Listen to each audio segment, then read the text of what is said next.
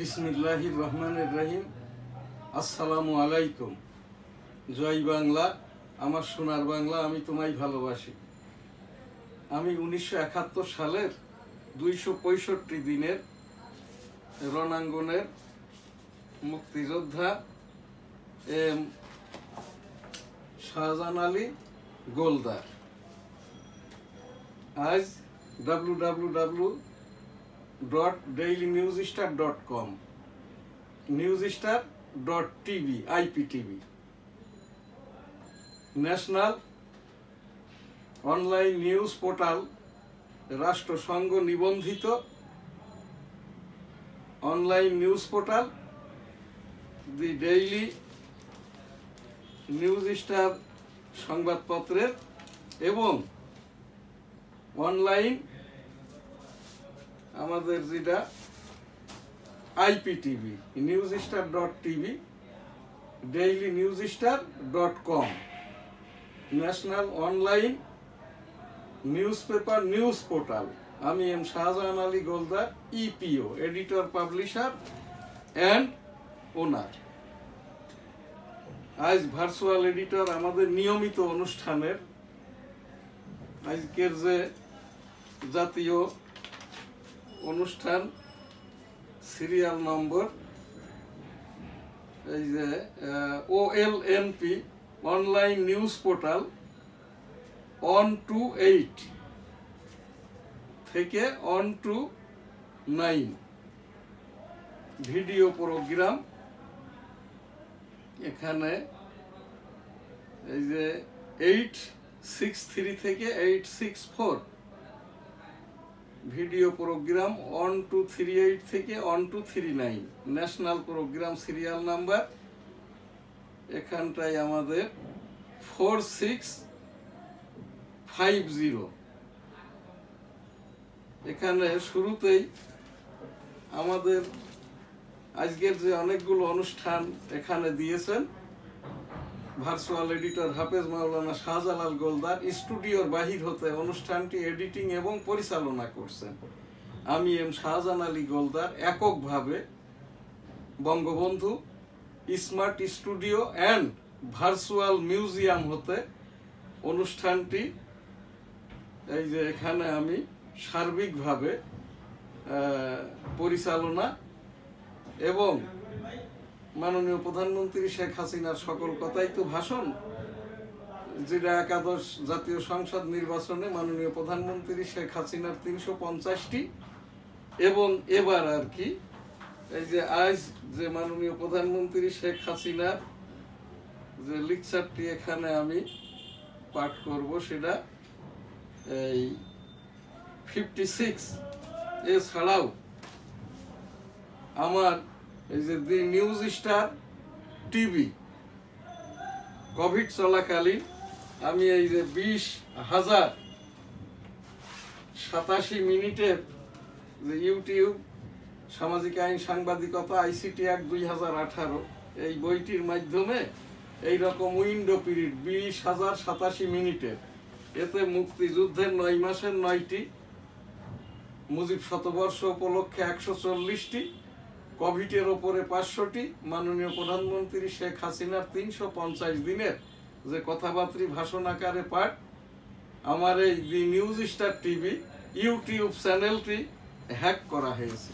ইতিমধ্যে আমি এই নাইমুল ইসলাম খান সাহেবের কাছে 14,950 টাকা পাই। উনি যখন জনপ্রশাসন মন্ত্রণালয় হতে প্রধানমন্ত্রীর প্রেস সচিব নিযুক্তি পেলেন, তার উপরে নিউজ করার কারণেই এই যে পরামর্শক্রমে আমার এই দি নিউজ স্টার টিভি যেটা ইউটিউব চ্যানেল এইটি হ্যাক করা হয়েছে আর কি। তো সেইটারই আর কি। আর এই যে অনলাইন নিউজ যেগুলো নিউজ পোর্টাল দেওয়া হয় এগুলো কিভাবে, সেইটারই আমি সারসংক্ষেপ আমার এখানে আদ্যপ্রান্ত 1971 সালের রণাঙ্গনের মুক্তিযুদ্ধ থেকে নিয়ে এই পর্যন্ত আর কি আমি এই খণ্ড খণ্ড আকারে এখানটায় আজকে একটু বর্ণনা দিব। শুরুতেই মাননীয় প্রধানমন্ত্রী শেখ হাসিনার ভাষণ পাঠ। সর্বোচ্চ আদালতে কোটার বিষয় নিষ্পত্তি হওয়া উচিত। যুব মহিলা লীগের নেতৃবৃন্দের সঙ্গে সাক্ষাতে প্রধানমন্ত্রী। আজ 9 জুলাই 2024 মাননীয় প্রধানমন্ত্রী শেখ হাসিনা এই যে চাইনাতে বেইজিংয়ে প্রধানমন্ত্রী কাল জি জিনপিং এর সঙ্গে বৈঠক, অর্থাৎ আগামীকাল 10 জুলাই মাননীয় প্রধানমন্ত্রী শেখ হাসিনা চীনের বেইজিংয়ে চীনের প্রধানমন্ত্রীর সহিত আর কি শি জিনপিং এর সহিত বাংলাদেশের মাননীয় প্রধানমন্ত্রী শেখ হাসিনা বৈঠক করবেন 10 জুলাই 2024। জয় বাংলা, আমার সোনার বাংলা, আমি তোমায় ভালোবাসি। আমি এখানটাতে আর কি বিবিধভাবে আর কি আমি এই যে রাষ্ট্রীয় আমলাদের, সচিবদের, এরপরে যারা পদ বাগিয়ে নিচ্ছে রিটায়ার্ড ব্যক্তিরা, এই মতিউর রহমানের মতো লোক, এই বেনজিরের মতো লোক, বাসিতের মতো লোক, এছাড়াও প্রতিনিয়ত প্রতিদিন এখনো পুল সিস্টেমে ঘুষটা চলমান এবং ওপেন সিক্রেট আর কি এখনো পর্যন্ত ওই ভারপ্রাপ্ত চলতি দায়িত্ব এই হিসাবে আর কি জনপ্রশাসন মন্ত্রণালয় হতে অর্থ মন্ত্রণালয়, চলচ্চিত্র প্রকাশনা অধিদপ্তর, তথ্য মন্ত্রণালয়, বাণিজ্য মন্ত্রণালয়, এই সকল গুরুত্বপূর্ণ জায়গাগুলোতে পররাষ্ট্র মন্ত্রণালয়, স্বরাষ্ট্র মন্ত্রণালয় চুক্তিভিত্তিক যারা এই যে আমলাতান্ত্রিক জটিলতায় বিভিন্নভাবে মামলা মকদ্দমা চুরির দায়েও দায়ী হয়েছে, তাদেরকে চুক্তিভিত্তিক নিয়োগ দেওয়া হচ্ছে। 1987 সাল থেকে যে কাজটি আমি চলে যাচ্ছি আমার করে যাচ্ছি, যেটা প্রেসিডেন্ট এরশাদ যখন ক্ষমতাসীন সামরিক সরকার 1987 সাল, তখন এই যে গণতন্ত্র, সংবিধান, নির্বাচন ইত্যাদির ওপরে আমি একটা সংগঠন প্রতিষ্ঠা করি, ডেমোক্রেটিক বাংলাদেশ, যার প্রেসিডেন্ট আমি। ইতিমধ্যে তো আমি গত 2023 সালের রাষ্ট্রপতি নির্বাচনে আওয়ামী লীগের পক্ষ হতে বাংলাদেশের রাষ্ট্রপতি পদের জন্য পদপ্রার্থী হয়েছিলাম। 2023 সালের রাষ্ট্রপতি নির্বাচনে আমাকে আওয়ামী লীগ কর্তৃক মনোনীত করা হয়নি। আমি এম শাহজাহান আলী গোলদার 1971 সালের রণাঙ্গনের আমি একজন এই যে মাইনর মুক্তিযোদ্ধা, যেখান থেকে ওই 450টি ল্যান্ড ট্যাঙ্ক ঢুকেছিল আর কি, ওই যে মুক্ত অঞ্চল বনগা বেনাপোল, আমি ওখানেই 265 দিনই ওই যে দিনের বেলায় তো বাংলাদেশে এসে যুদ্ধটা করতাম, রাত্রিবেলা ভারতে যেয়ে আমরা এই যে অবস্থান করতাম। তো সেই যে জায়গা দিয়ে ল্যান্ড ট্যাঙ্কারগুলো ঢোকে ওই জায়গাটাতেই আমার বাড়ি, ওই জায়গাটা আমার নানার, এখন আমাদের। আমি এখানটাই আমি এই যে বিভিন্নভাবে রাষ্ট্রীয় এই যে দুষ্টু চক্র, আমলাতান্ত্রিক জটিলতায় ইতিমধ্যে আমি যে ব্যবসাটা করে খাই, আমার ওই লাইসেন্সটা বাদ করা হয়েছে। আমার এই সংবাদপত্র দি ডেইলি নিউজ স্টার এটার মিডিয়া বোর্ড, ওএস বোর্ড বাদ করা হয়েছিল মাননীয় উচ্চতর আদালতের আদেশে। এই মামলায় চলচ্চিত্র প্রকাশনা অধিদপ্তর অর্থাৎ রাষ্ট্র এটা হেরে গেছে আর কি। আমার একটি Al Madina money changer company limited আছে, কোনো কারণ ছাড়াই এইটাকেও আর কি যে নবায়ন কেন করা হয়নি এই দুহাই দিয়ে এটাও বাদ করা হয়েছে। আমি এটার উপরে মাননীয় উচ্চতর আদালতে মামলা করেছি আর কি। তো এছাড়াও আমার এই যে আমার আদ্যপান্ত আমার জীবনের ঘটনাটি আমি সারসংক্ষেপ আকারে এ দেশের 18 কোটি জনগণ আন্তর্জাতিকভাবে, এবং আমি যে ব্যবসাগুলো করে খাই, দেশপ্রেম আমার আছে, দেশপ্রেমিক হিসাবে ঘুষ বন্ধ না হলে অবৈধ পদায়ন, পদোন্নতি এবং চুক্তিভিত্তিক নিয়োগ রিটায়ার্ড পার্সনদের বন্ধ না হলে এই দেশের এই মতিউর, এই যে বাসের এই বেনজির, এই রকমটা লুকিয়ে চুরিয়ে নাই, প্রকাশ্যে আজও আর কি অবাধে ব্যাংক সহ সকল ক্ষেত্রে তারা তাদের কাজটা করে যাচ্ছে। আর যখন মাননীয় প্রধানমন্ত্রী দেশের বাইরে থাকেন তখনই আর কি এই ভারপ্রাপ্তরা আর কি বিভিন্ন রকমের এই যে লাইসেন্স পত্রগুলো বাদ করেন এবং কোনো কাগজপত্র ছাড়াই, প্রাথমিক আবেদন ছাড়াই এই যে অনলাইন নিবন্ধন যে আইপিটিভি 14টি দিয়েছে, একটিরও প্রাথমিক নিবন্ধন নাই। ওই মাননীয় প্রধানমন্ত্রী বা সংশ্লিষ্ট মন্ত্রী যখন আর কি অফিসটা না করেন, তখন এতে তো স্বাক্ষর করেন জনপ্রশাসন মন্ত্রণালয়ের একজন উপসচিব, আর এই যে লাইসেন্স পত্রগুলোতে স্বাক্ষর করেন যেমন তথ্যের আর কি, এখানে ওই চলচ্চিত্র প্রকাশনা অধিদপ্তরের পরিদপ্তরের এখানকার ওই উপসচিব পদমর্যাদা। এই কারণেই রাষ্ট্রীয় যে কি বলে কুকর্ম, ঘুষ গ্রহণ, যারা এর সাথে জড়িত অর্থাৎ ঘুষের দালাল এবং যারা ঘুষটা দেয় দিয়ে অনৈতিক কাজ বাগিয়ে নেয়, রাষ্ট্রের উচিত একটা অফিসের, যেমন একটা ব্যাংকে বা সচিবালয়ে এখন পরিপূর্ণ সচিব আছে 48 জন, এর ভিতরে কিন্তু 1-2 জন বাদে বাকি সকলেই সৎ, পাঞ্চুয়াল এবং তারা দেশপ্রেমিক। তো এই জায়গাটাই যদি কিনা নিচের দিকে এবং ওপরের দিকে যারা আছেন অর্থাৎ এমপি, মন্ত্রী, আর নিচের দিকের যারা সচিবের অতিরিক্ত সচিব, উপসচিব পর্যন্ত যারা ফাইলটা স্বাক্ষর করে, এরাই যদি খবরটা দিয়ে দেয় আর কি, দুদককে নয় সংশ্লিষ্ট থানাতেই আর কি জানাইতে হবে, থানা র্যাবকে জানাইবে, র্যাব আর্ম ফোর্স নিয়ে আর কি তাৎক্ষণিকভাবে এদেরকে ওই যারা ঘুষের লেনদেন করে হাতে নাতে আটক করাটা আজকে থেকেই যদি কাজটা শুরু করে মাননীয় প্রধানমন্ত্রী শেখ হাসিনা, 11 পরবর্তীতে ওই যে কারাগার থেকে বাইরে আসার পরেই আর কি 32-এ একটা মিটিংয়ে বলেছিল যারা এই রকমটা করে তাদের নাম ধাম দিয়ে বললে আমি যদি সরকারে থাকি বা বিরোধী দলে থাকি আমি নিজেই ব্যবস্থা নিব। এনএসটিভি টেবিল থেকে আজ আবার আমি উপস্থাপন করলাম। সেই সাথে যেহেতু আমাকে এই আমলারা, সচিবরা, সংশ্লিষ্টরা ছাড়ছে না, আমার ওই যে আইপিটিভিটা 2015 সালে আবেদন করা, অনলাইন নিউজ পোর্টালটাও 2015 সালে আবেদন করা, একই সাথে আমার ফাইল চলছিল। আমার নিউজ পোর্টালটা 2 জুন 2024 নিবন্ধন সনদটা আমাকে দেওয়া হয়েছে আর কি। আমার এই যে আইপিটিভিটা এখনো দেওয়া হয় নাই আর কি। এখান থেকে এখন আমার এই বায়োগ্রাফিটা ভার্চুয়াল এডিটর হাফেজ মাওলানা শাহজালাল গোলদার ইনস্ট্রাকশন দিচ্ছেন আর কি, খুব সংক্ষেপে আমাকে এইটা বলার জন্য।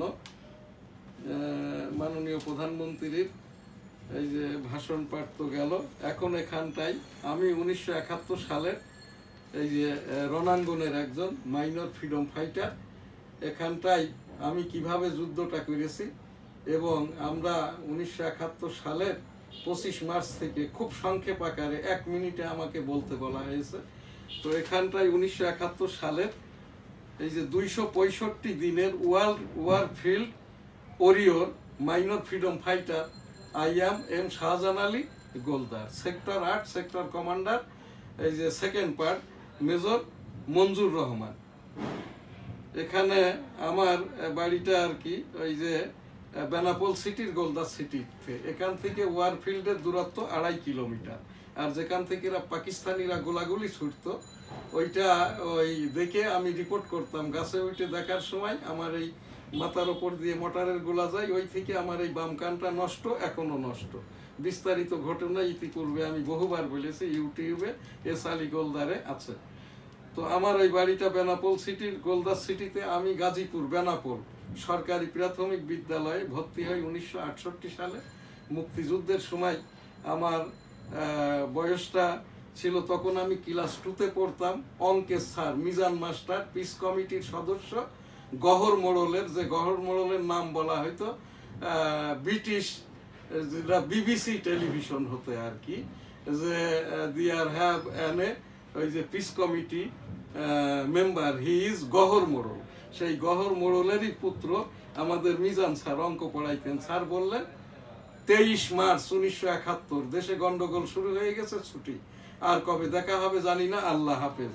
এরপরে তো আমরা 25 তারিখ মধ্যরাতের পর আমাদের বাড়ির সামনে সামাদ চাচাদের বাড়িতে ওই যে পাকিস্তানিরা সীমান্ত টেস্ট করার জন্য মোটরের গোলা ছোড়ে।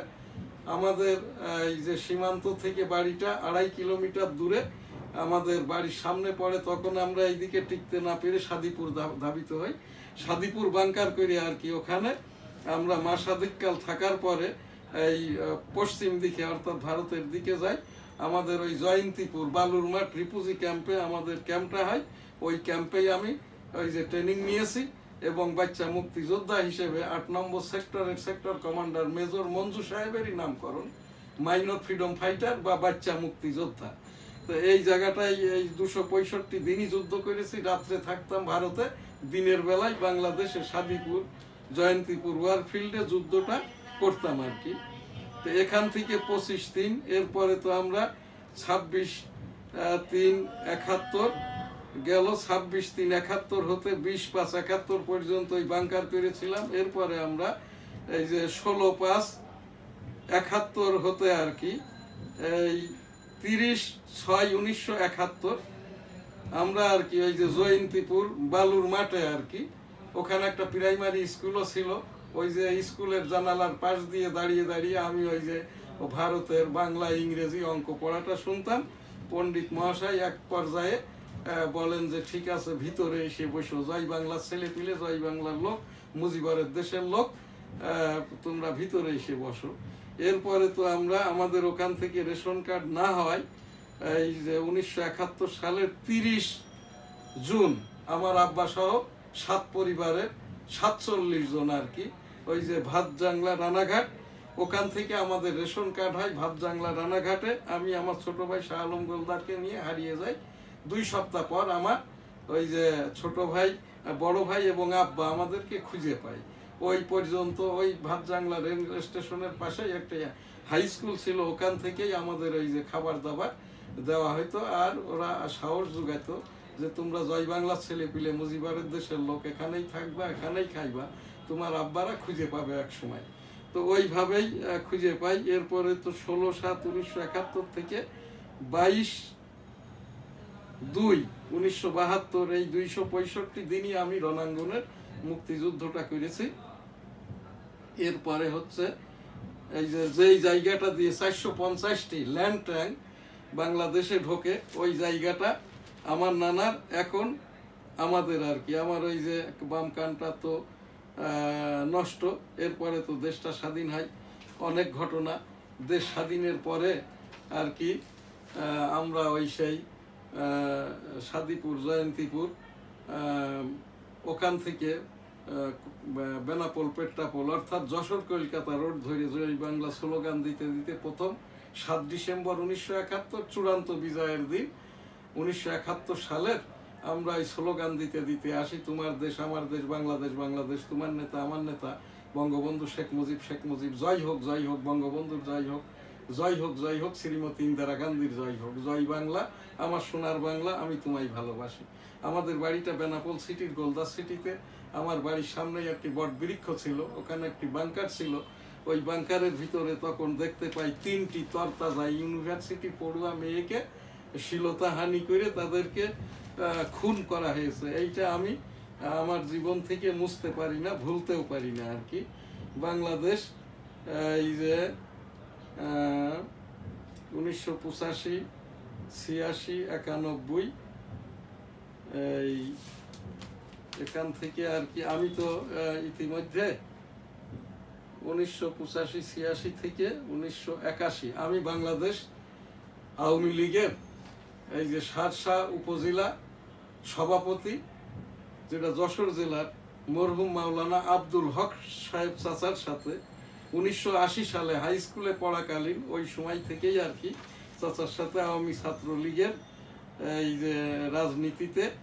অতঃপর তো আর কি 1985-86 সালে আর কি জগন্নাথ ইউনিভার্সিটি থেকে আর কি জগন্নাথ ইউনিভার্সিটি কলেজ ছাত্রলীগের সহ সম্পাদক ছিলাম। এরপরে 1991 সালে আমি জগন্নাথ বিশ্ববিদ্যালয় কলেজ হতে এই যে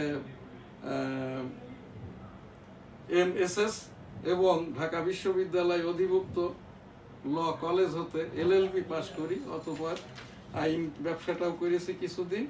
এরপরে আর কি আমি 1996 সালে স্বতন্ত্র হিসাবে যশোর 1 হতে নির্বাচন করি। অতঃপর 2008, 2014, 2018 এবং 2024 সালে বাংলাদেশ আওয়ামী লীগের এই যে নৌকা প্রতীকের জন্য আর কি সংসদ সদস্য হিসেবে যশোর 1 হতে মনোনয়ন প্রত্যাশী হই। আওয়ামী লীগের মনোনয়ন বোর্ড এবং মাননীয় প্রধানমন্ত্রী শেখ হাসিনার গণভবনে সাক্ষাৎকার দেই। আমাকে একটিবারও নমিনেশন দেওয়া হয় নাই। আমি 2023 সালে বাংলাদেশের রাষ্ট্রপতি পদের জন্য আওয়ামী লীগের পক্ষ হতে পদপ্রার্থী হয়েছিলাম। বর্তমানে আমি ইতিপূর্বে তো বাংলাদেশ আওয়ামী মৎস্যজীবী লীগের সহসভাপতি, বর্তমানে বাংলাদেশ আওয়ামী তাঁতি লীগের কেন্দ্রীয় কার্যনির্বাহী কমিটির প্রচার প্রকাশনা সম্পাদক আর কি। তো এই জায়গাটাই এখান থেকে আমার এরপরে তো পেশাদারি হিসেবে বর্তমানে আর কি আমি তো এই কাস্টম এজেন্ট C&F এজেন্ট ব্যবসাটা করে থাকি। এছাড়াও এই যে C&F এজেন্ট ব্যবসা করতে যেয়ে আমার এই লাইসেন্স পত্রগুলো আমি এই জায়গাটাতে আর কি এই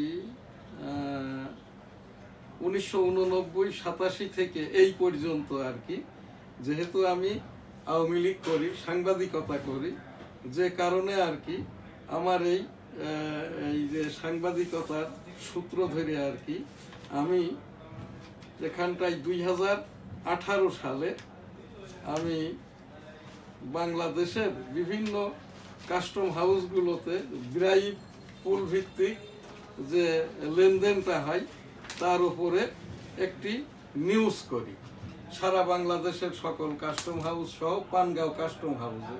তখন আমার এই যে 2018 সাল হতে পানগাঁও কাস্টম হাউসের লাইসেন্সটি বাতিল করা হয়।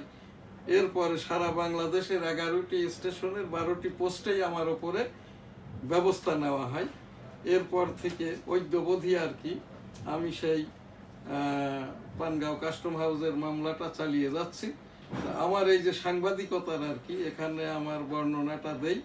আমি 1988 সাল থেকে বেনাপোল বাতলার নামে আমার এই সাংবাদিকতার যাত্রা শুরু। অতঃপর 1992 হতে অদ্যাবধি দৈনিক ঝিনাইদহ ভারপ্রাপ্ত সম্পাদক, যে দৈনিক ঝিনাইদহ 1994 সালে এই নিউজ করার কারণে আজ বেনাপোল, যেটা বেনাপোল যশোর রেলওয়ে স্টেশন, তৎকালীন পশ্চিমাঞ্চলীয় জোনের রেলের ডিজি এই রেল লাইনটা উঠিয়ে ফেলার জন্য 100 কোটি টাকার টেন্ডার দিয়েছিল, আর রিপেয়ার করলে 50 কোটি খরচ। তখন আমি দৈনিক ঝিনাইদহ নিউজ করার পরে আরও অনেক মিডিয়াতে নিউজ হয়। এরপরে বেনাপোল এই যে রেল লাইনটা আর বিক্রি হয় নাই, উঠে যায় নাই, এটা রিস্টাবলিশড হয়েছে। এখন যেটাতে সর্বোচ্চ গতিসম্পন্ন বেনাপোল এক্সপ্রেসটাও চলে। এছাড়া তো আরো অনেক ট্রেন আছে।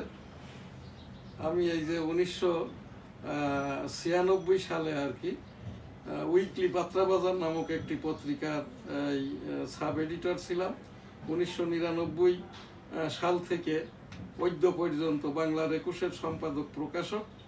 দি ডেইলি নিউজ স্টার 2004 সাল হতে আমি এই যে দি ডেইলি নিউজ স্টার পত্রিকার সম্পাদক প্রকাশক এবং দৈনিক সবার আগে পত্রিকারও সম্পাদক প্রকাশক। এছাড়াও দৈনিক বেনাপোল, উইকলি যশোর টাইমস, সাপ্তাহিক বাংলার 21, সাপ্তাহিক 21-এ এই সকল পত্রিকাগুলোরও আমি এই সম্পাদক প্রকাশক। যেটা আমার এই যে দি ডেইলি নিউজ স্টার ভবন মতিঝিল ঢাকা হতে গ্রাজুয়েট ইন্টারন্যাশনাল ছাপাখানা, এটাও আমার নিজস্ব ছাপাখানা।